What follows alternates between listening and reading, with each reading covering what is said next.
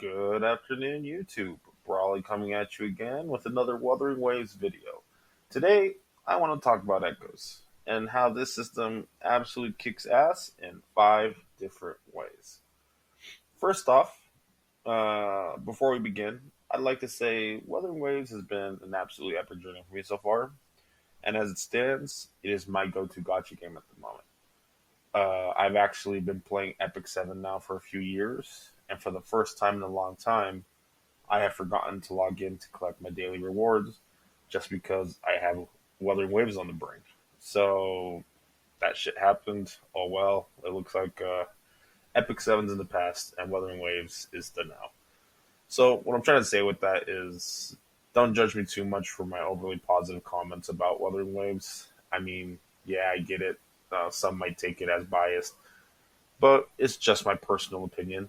And as always, it's just that my personal opinion. So take it with a grain of salt. Okay. So, anyways, talking about echoes. Basically, it's Pokemon. You beat the crap out of other Pokemon. So there's nothing left of that Pokemon but a ghost of themselves or an after image.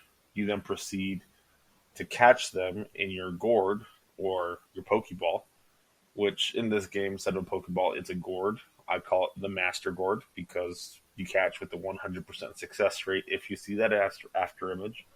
So yes, it's the Master Gourd. And like in Pokemon, instead of weakening the Pokemon to catch them, what you're actually doing is there's a RNG rate for whether or not the actual echo drops. It's yeah, because everything's based off of sound in this game. You know, you got resonance, you got sonata effects. All of it has to do with like wavelengths. So in this case, for an echo to drop, there's an RNG rate of whether or not that echo drops. But once you see the echo drop, it's a 100% success rate. So once caught, you use them like Pokemon, or you wear them like a meat puppet and do some badass maneuvers, tricks, attacks. You know, anything to extend your combos. Now, unless you're Kelcharo, if you're Kelcharo, you have two at your disposal. One that's always with him, and the second one being the one that you catch. Now, that's what makes Kelcharo the best character in my opinion. Anyways, you could equip a bunch of echoes to each character, but you could only use the first slot of your echoes to actually summon that Pokemon. The rest are used for something else, and I'll get into that later, okay?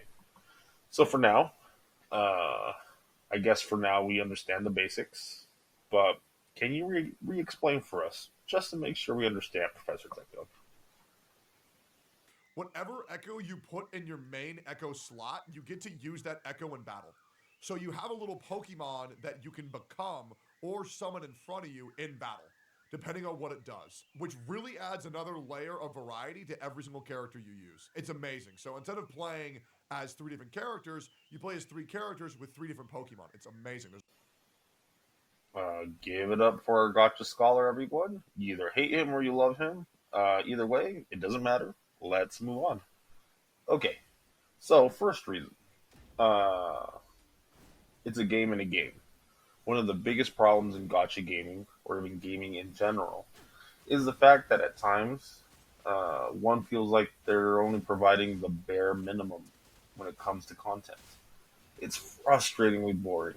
Whole reason I took a break from Final Fantasy 14, MMOs, you know, anything with a kind of repetitive reward track was due to a lack of content. Just the same old grind every single day. No, I'm not saying Wuwa doesn't do some of the old tricks, which leads to repetitive grinds, which leads to me face slamming on my keyboard. But they have an idea called echoes and echo hunting. You see, just like Pokemon, you go around wailing on these defenseless creatures, and bada bing, bada boom, you just capture yourself a forever friend.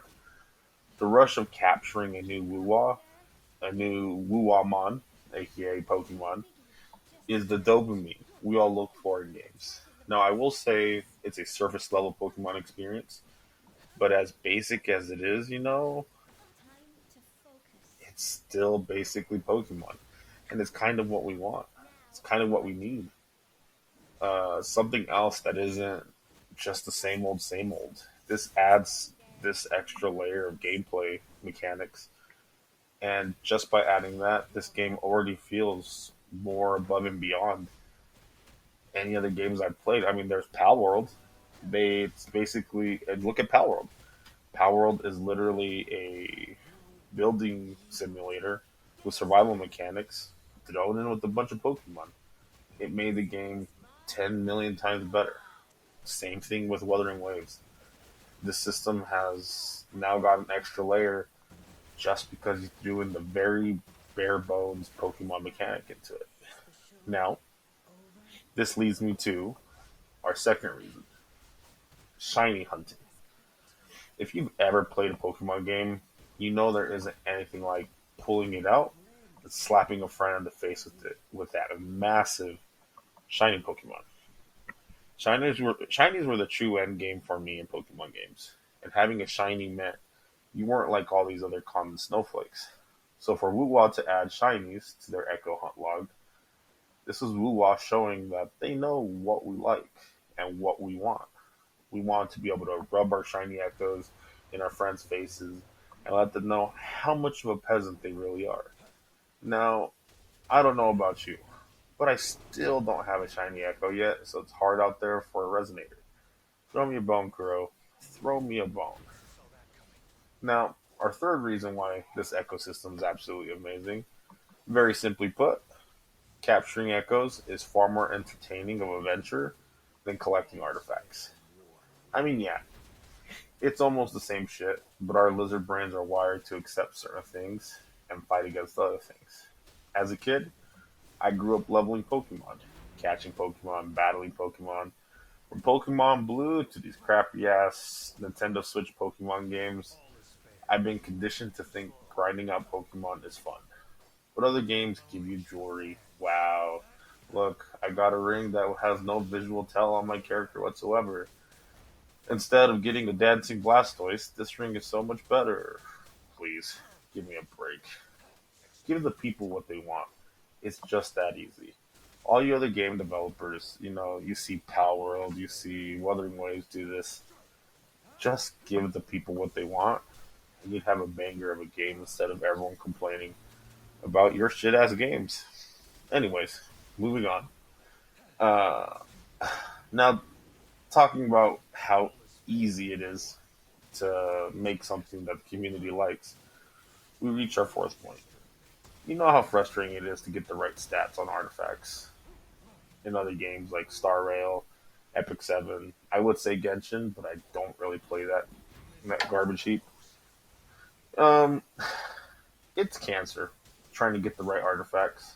And with Kuro Games making the ecosystem so flexible in the sense of stat building and how simple it is to understand what you're looking at, I mean, for Honkai Star Rail, I pretty much just auto placed everything because I felt the time to benefit game wasn't worth it for me. But I feel like this new system is a breath of fresh air and it's easier to understand and grasp for us casuals. Now, for my last point, and I know we're going to these kind of fast, but the ecosystem is still fairly new, and I'm still new to the game. So I think the ecosystem in general, for my fifth point, is it's badass. And I think it's badass because I think it's badass. I'm entitled to my opinion, and I strongly believe that Echoes are truly a unique yet familiar way to improve the gameplay loop. And whatever game company hasn't picked up on it yet, obviously must be blind as hell. But thank you, Kuro Games, for literally uh, putting Pokemon in Wuthering Waves. I mean, big brain move, guys. Big brain move. Now, do I think it probably became an idea after Pal World came out? I think so. I personally think so. But anyways, what do you guys think of Wuthering Waves? Is it to your liking? And if it is, which rank 4 Echo is your favorite so far? Also, if you enjoyed my video, go ahead and give me a like and subscribe. It does help me out a lot. And as always, sit back, take a deep breath, and don't forget, get yourself that cup of coffee. Bye for now.